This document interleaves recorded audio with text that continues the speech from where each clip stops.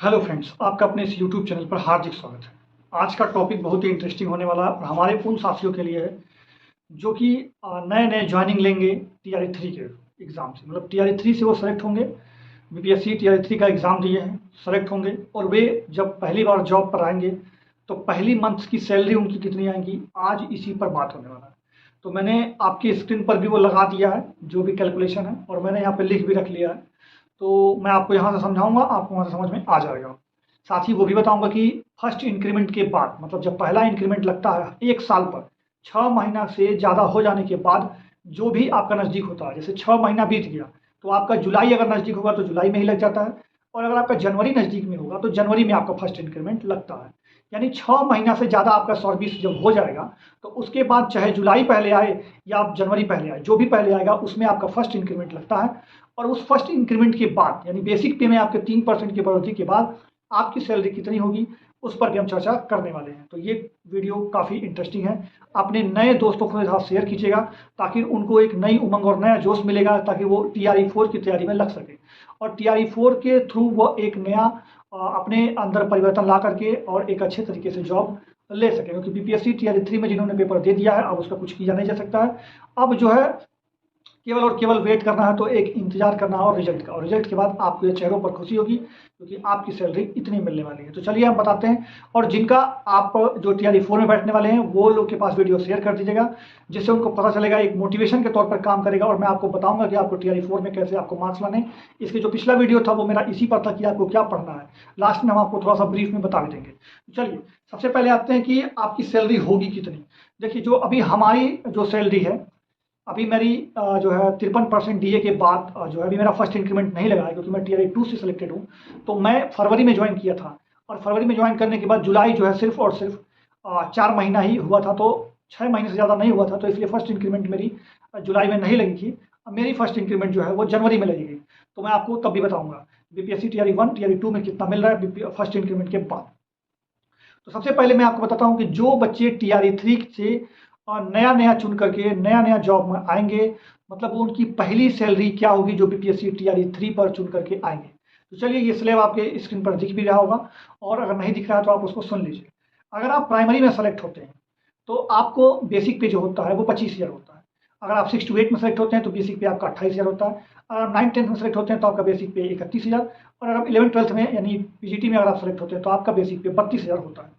उस पर महंगाई भत्ता अभी का देखा जाए तो 53% हो गया है। 50% अभी मिल रहा है, 3% अलाउंस हो गया है, तो वो भी आपको मिलेगा ही मिलेगा। यानी 53% इस समय महंगाई भत्ता चल रहा है, तो 53% डीए हो गया। यानी जो भी आपका बेसिक पे है, यानी जैसे अगर 25,000 है तो 25,000 का 53% आप निकालिए, 28,000 है तो 28,000 का 53% निकालिए। आपके स्क्रीन पर निकाल के रखा हुआ है, चार्ट बनाया हुआ है, उस चार्ट में आप देखिएगा। तो यानी आपका 53% महंगाई भत्ता मिलेगा, 10% 10,000 बोलो, 1,000 आपका मेडिकल मिलता है। और अगर आपका ग्रामीण क्षेत्र में जॉब लगता है तो आपको 5% का वो मिलता है एचआरए।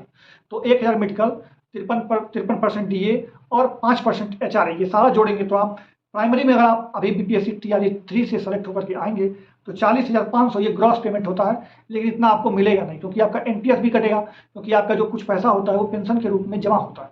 वो एनपीएस जमा होगा 3825 रुपया। ये 3825 रुपया आपका जमा होगा, इसमें 14% सरकार देगी। कुल मिला जुला के आपका 8 साढ़े 8 हज़ार रुपया ये भी जमा होगा हर महीने। लेकिन आपको जो खाते में सैलरी मिलेगी वो मिलेगी 36,645 रुपया। 36,645 रुपया आपको प्राइमरी में जब कोई ज्वाइन करेगा 1 to 5 में, तो उसकी शुरुआती सैलरी होने वाली है बीपीएससी टीआरई 3 के थ्रू। अब आते हैं, अगर आपका 6 to 8 में ज्वाइनिंग होता है तो आपका जब 6 to 8 में ज्वाइनिंग होता है तो आपका जो है सैलरी जो मिलेगा कट पीट करके नेट पेमेंट जो होगा, यानी जो आपको खाते में दिया जाएगा वो दिया जाएगा 40,926 रुपया, और इसमें 4,284 रुपया आपका कटेगा। यानी टोटल सैलरी देखें तो लगभग लगभग आपको 45,000 रुपया टोटल ग्रॉस पेमेंट होता है। बट ग्रॉस पेमेंट आपको नहीं मिलता है, इसमें 4,284 रुपया कटेगा, और 40,926 रुपया आपको 6 to 8 में यदि आप जॉब करते हैं, जॉब पाते हैं बीपीएससी टीआरई 3 के थ्रू, तो आपको इतनी सैलरी मिलने वाली है। अगला आता है हमारा 9th में अगर आप जॉब पाते हैं बीपीएससी टीआरई 3 के थ्रू, तो आपको जो है 49,980 रुपया आपका ग्रॉस पेमेंट बनेगा, जिसमें से कटौती होगी आपकी 4743 रुपया, और आपके खाता में आएगा 45,207 रुपया। यानी 45,207 रुपया आपके खाते में आपको मिलेगा। इतना रुपया आपको खाते में मिलेगा सब कुछ कटने पिटने के बाद। तो ये सैलरी है 9th का टीआरई 3 के थ्रू। अगर आपका जॉब लगता है तो फर्स्ट मंथ की सैलरी यही मिलने वाली है। उसके बाद आपको बताता हूँ अगर आप 11th-12th में आप मतलब जॉब पाते हैं टीआरई 3 से, तो आपकी पहली जो सैलरी होगी वो ग्रॉस पेमेंट आपका बनेगा 51,530 रुपया, जिसमें से 4896 रुपया आपके कट जाएंगे एनपीएस अकाउंट में, और 46,634 रुपया आपके खाते में आपको मिलेगा पहला सैलरी, अगर आप बीपीएससी टीआरई 3 के थ्रू नौकरी पाते हैं, जॉब पाते हैं। तो ये सैलरी तब है जब स्टार्टिंग में आएंगे, मतलब जब आप नौकरी को शुरू करने जा रहे हैं, शुरू करेंगे तब पहली मंथ की सैलरी आपकी होगी। लेकिन ये सैलरी एक्चुअली में यही नहीं रहती है।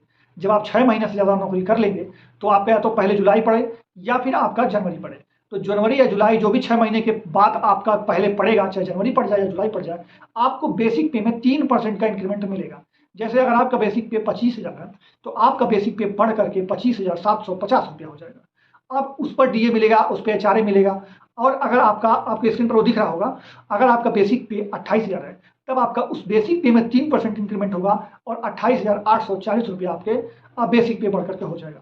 फिर उस पर 53% डीए, फिर उस पर 1,000 मेडिकल, 5% एचआरए, सब कुछ अगर आप गुणा भाग लगाएंगे तो अगर आपका टीआरई 1 का, मैं बताऊंगा आपको कि अगर टीआरई 1 में आप होंगे तो आपका काट पीट के अगर सैलरी में बताऊं अभी के हिसाब से, तो अगर फर्स्ट इंक्रीमेंट में आपका मिल चुका है तो अब आपकी सैलरी आती है 37,716 रुपया।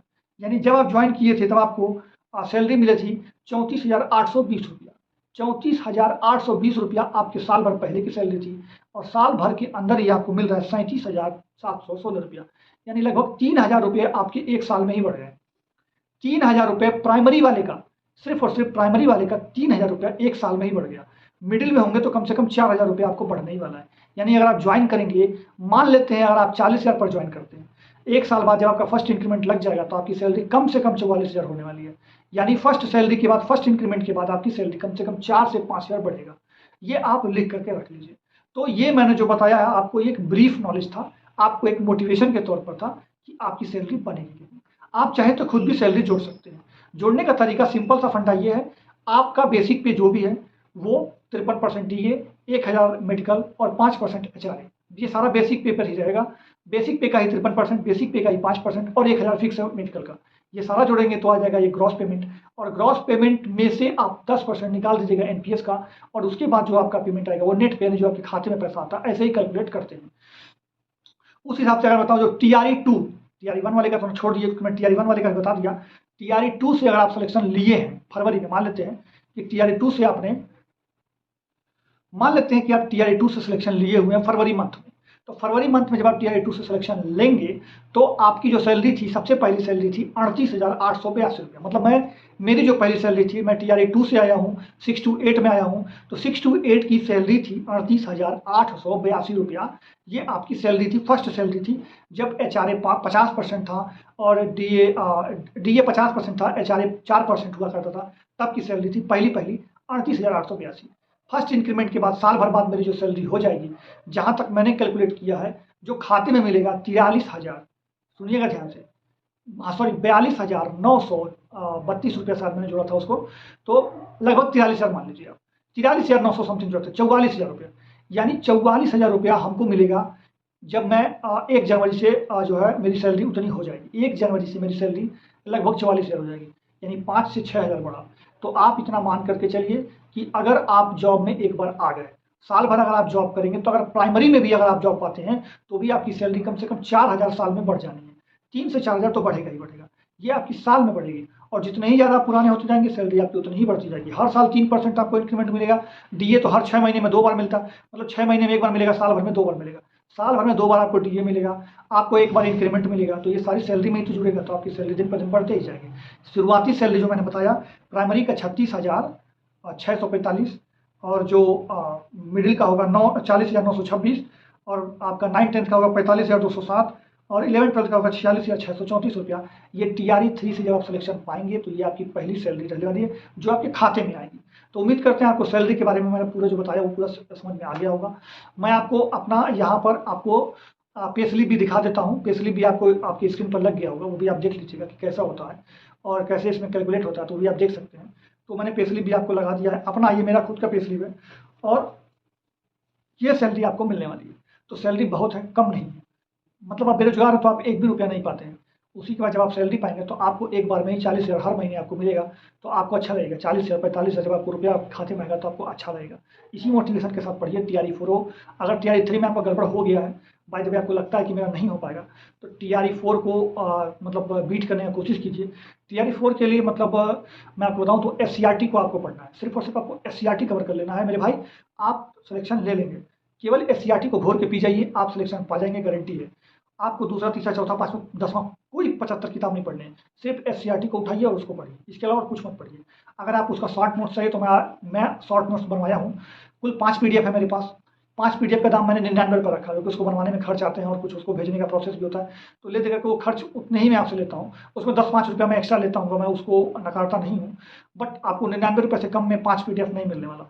तो 99 रुपए में आपको 5 पीडीएफ मिलेंगे, जिसमें मैथ्स भी होगा, रीजनिंग भी होगा, साइंस भी होगा, आपका हर सब्जेक्ट, पूरा इतिहास होगा, पूरा भूगोल होगा, पूरा राजनीतिक शास्त्र होगा, पूरा हर चीज़ आपको उसमें, हिस्ट्री, पॉलिटी, ज्योग्राफी सब आपको मिल जाएगा। तो ये सारा का सारा पूरा सिलेबस पूरे का पूरा बीपीएससी तैयारी के लिए है। चाहे आप 9-10 का कर रहे हो, चाहे 6 to 8 का कर रहे हो, चाहे 1 to 5 का कर रहे हो, चाहे 11-12 का कर रहे हो, ये सब में काम आएगा। तो आप चाहिए तो 99 रुपये में 5 पीडीएफ मैं देता हूँ, आप उसको पढ़िए। वो कुछ और नहीं है, ऐसा नहीं कुछ उसमें अमृत है, ऐसा नहीं है। उसमें केवल एससीईआरटी ही रखा गया है, जो एससीईआरटी से जुड़ा हुआ चीज़ है, मैंने उसी को कंपाइल करके आपको दे दिया हूँ। तो वही कंपाइल फाइल पीडीएफ में आपको 99 रुपये में मिल जाएगा। अगर आपको लेना हो तो नीचे व्हाट्सएप नंबर चल रहा होगा, उस पर संपर्क करके आप पीडीएफ को ले सकते हैं। ये आपका सिंपल सा इजी प्रोसेस, मतलब एक सिंपल प्रोसेस है, ईजी प्रोसेस है। आप नीचे व्हाट्सएप नंबर चल रहा होगा, उस पे आप मैसेज कीजिएगा कि मुझे पीडीएफ चाहिए, मैं आपको प्रोसेस बता दूँगा, आपको वहीं व्हाट्सएप पर ही पीडीएफ आपको मिल जाएगा। तो अगर पीडीएफ चाहिए तो वो कर सकते हैं। बाकी आपको एग्ज़ाम निकालने का एक ही फंडा, एससीईआरटी को पढ़िए और वहाँ से एग्ज़ाम आपका निकल जाएगा। कोई 5वाँ 6वाँ किताब नहीं पढ़ना है आपको। ये किताब पढ़ ले, वो किताब पढ़ ले, ये टेस्ट दे दे, वो टेस्ट दे दे, कुछ नहीं।